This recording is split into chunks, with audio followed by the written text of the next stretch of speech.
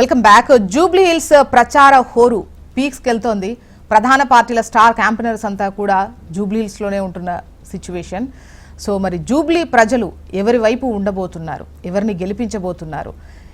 పార్టీల ప్రధాన నేతలైతే వారి ప్రచారంలో ధీమా వ్యక్తం చేస్తూ ఖచ్చితంగా ఈసారి జూబ్లీ హిల్స్ మాదే అన్నటువంటి ధీమా వ్యక్తం చేస్తున్నటువంటి క్రమంలో నవంబర్ 11 అనేది డెడ్ లైన్. 14న తెలుస్తుంది ప్రజలు ఎవరి వైపు ఉన్నారు అనేది. మరి నేతల కాన్ఫరెన్స్ ఏ విధంగా ఉంది, పార్టీల పరంగా వాళ్ళ వాయిస్ ఏంటి అనేది విందాము. గెస్టులు కూడా సిద్ధంగా ఉన్నారు.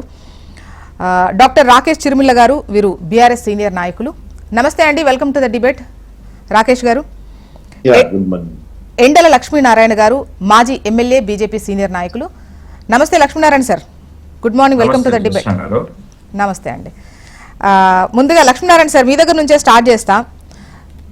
నిన్న రేవంత్ రెడ్డి గారు మాట్లాడుతూ, సీఎం గారు మాట్లాడుతూ, బీజేపీ బీఆర్ఎస్ ఒక్కటే, అలా కాకపోతే మీరు సిబిఐ ఎంక్వైరీకి అడిగినప్పుడు సిబిఐకి ఇచ్చేసాం, ఎందుకు ఇంకా అరెస్ట్ చేయలే, ఎందుకు ఇంకా కేసే పెట్టలే అని చెప్పేసి ప్రశ్నిస్తున్నటువంటి క్రమం కనిపిస్తోంది. సో బీఆర్ఎస్ బీజేపీ ఒక్కటే అనేది ఈ మాటల వెనుక ఉద్దేశం అని నాకు అనిపించింది. మీరేంటి ఏమంటారు ఈ విమర్శల పైన? వీళ్ళు ఎలక్షన్స్ ముందు, జనరల్ ఎలక్షన్స్ ముందు వీళ్ళు ఏం చెప్పారు? కవితను అరెస్ట్ చేస్తలేరు, బీజేపీ బీఆర్ఎస్ ఒక్కటే అన్నారు.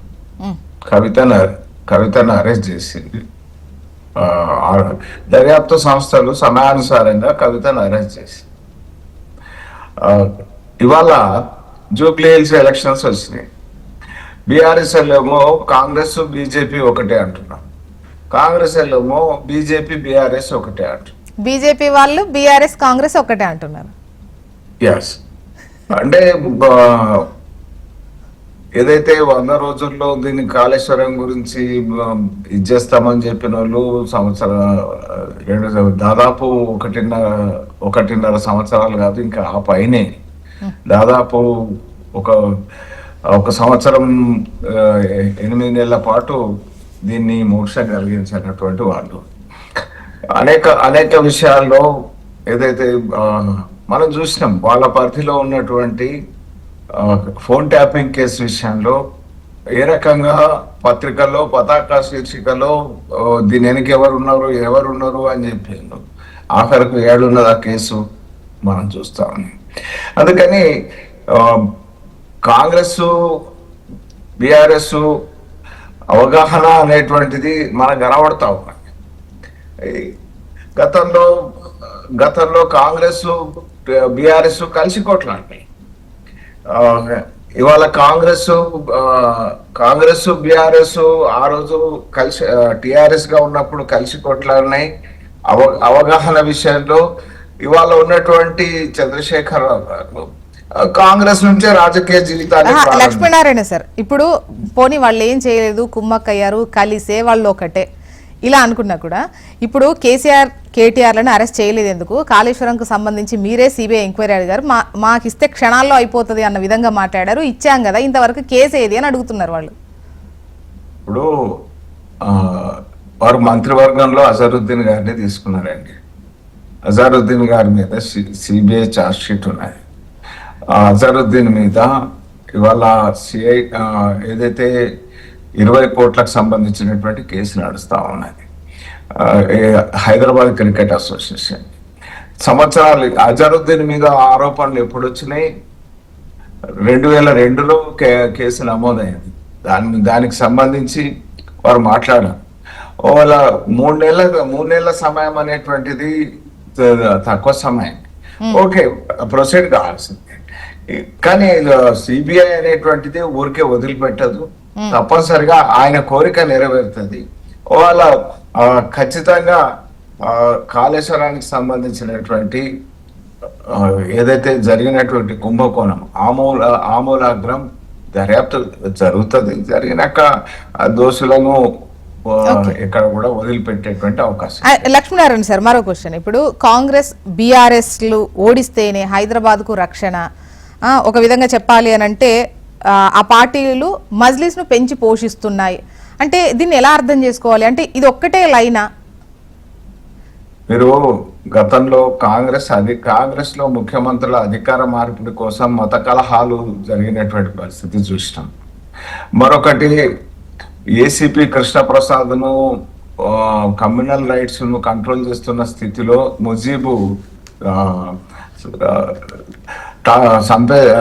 ఆయనను హత్య చేస్తే కోర్టు శిక్ష వేస్తే ముజీబును సత్ప్రవర్తన పేరు మీద సెంట్రల్ జైలు నుంచి వదిలిపెట్టినటువంటి ఘనత కాంగ్రెస్. మరొక వైపు హ్యాబిట్స్ లో ఎంఐఎం కార్పొరేటర్ జిహెచ్ఎంసి అధికారులకు దబాయిస్తూ ఎయిర్ ఫైర్ చేస్తే కేసు ఆయన మీద పెట్టాలా జిహెచ్ఎంసి అధికారుల మీద పెట్టినటువంటి ఘనత కాంగ్రెస్.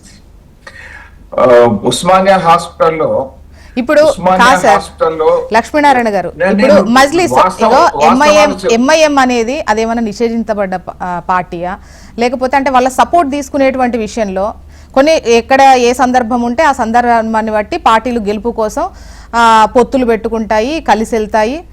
ఆ సిచ్యువేషన్కి వాళ్ళ ఈ లెక్కలు వాళ్ళకు ఉంటాయి. ఈవెన్ మీరైనా కూడా అంతే కదా, కొన్ని రాష్ట్రాలకు సంబంధించి అలా పొత్తు పెట్టుకొని ముందుకెళ్ళినటువంటి సిచ్యువేషనే ఉంటుంది కదా. సో ఇక్కడ ఎందుకు అది ఒక్కటే లైన్ ఎందుకు అనేది ఇక్కడ మజ్లిస్కు సంబంధించినటువంటి ప్రస్తావనే, అంటే వాళ్ళిద్దరు మాట్లాడేటప్పుడు ఎంతో కొంత సంక్షేమం అభివృద్ధి మేము అది చేసాం మీరు ఇది చేశారు 2 ఏళ్ల పాలన దీస్ కైండ్ ఆఫ్ వినిపిస్తున్నాయి. బట్ బీజేపీలో ఇది ఒక్క లైనే వినిపిస్తోంది ఎందుకని? కాంగ్రెస్ పార్టీని ముఖ్యమంత్రిని ఒకటే అడుగుతా ఉన్నాను.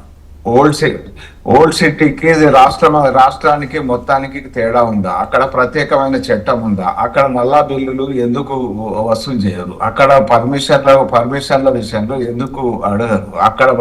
అక్కడ ఉన్నటువంటి మున్సిపల్ ట్యాక్సులు ఎందుకు వసూలు చేయరు? అక్కడ ఉన్నటువంటి కరెంటు బిల్లుల విషయంలో మినహాయింపు చట్టంలోని మినహాయింపులు అక్కడ ఎందుకు వర్తిస్తాయి?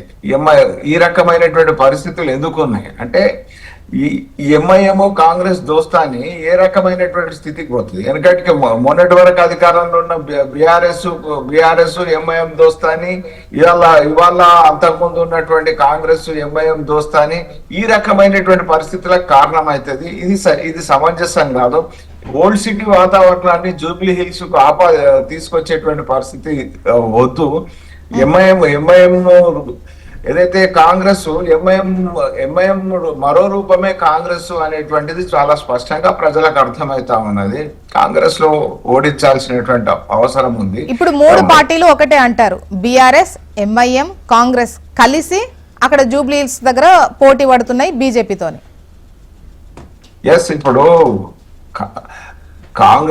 కాంగ్రెస్ కు పర్యాయ పదము ఎంఐఎం కు పర్యాయ పదమే కాంగ్రెస్. ఆర్టిఫిషియల్ ఇంటెలిజెన్స్ లో రూపం మారుతుంది. గతంలో మన పెద్దవాళ్ళు ప్రవచించినట్టు పరకాయ ప్రవేశం, ఎంఐఎం పరకాయ ప్రవేశం కాంగ్రెస్ లో చూసింది. నిన్నటిదాకా అధికారంలో ఉన్నటువంటి బీఆర్ఎస్ లో ఎంఐఎం పరకాయ ప్రవేశం చేసింది. ఇప్పుడు కాంగ్రెస్ అధికారంలో ఉన్నది, దాంట్లో పరకాయ ప్రవేశం చేసింది. మనం చూస్తా ఉన్నాను ఈ రకమైనటువంటి పరిస్థితులను చూస్తాం.